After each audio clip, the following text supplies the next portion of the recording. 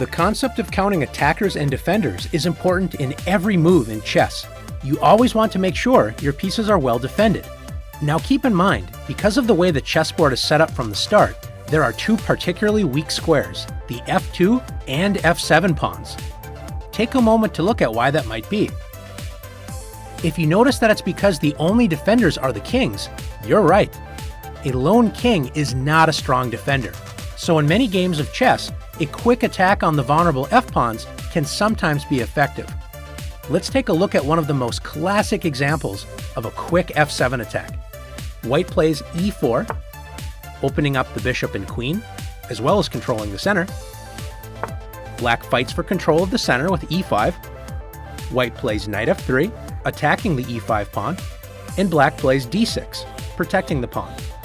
Now white plays bishop to c4. What do you notice about the placement of white's light-squared bishop? It's pointing directly at the weak f7 pawn.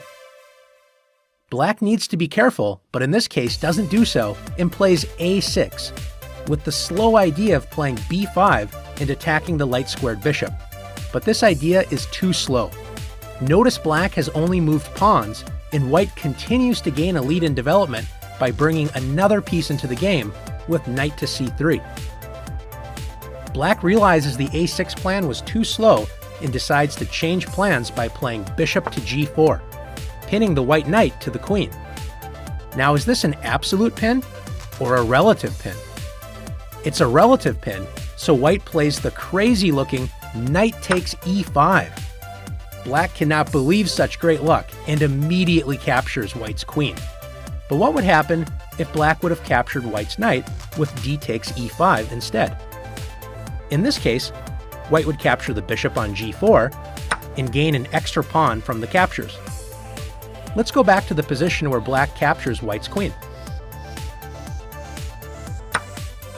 What do you notice about white's pieces and how they relate to the f7 square? White has two attackers on f7, the knight and the bishop, and black's only defender is the lone king. So white plays bishop takes f7, check. Black's king cannot capture the bishop because it's protected by the knight. Also notice the powerful knight on e5 protects d7, so that means the king can only move to e7.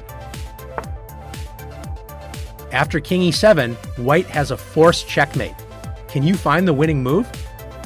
It's knight d5, checkmate. All three of white's developed pieces work together to checkmate the black king. Now let's see if you can find the best attacking moves against the f2 and f7 squares.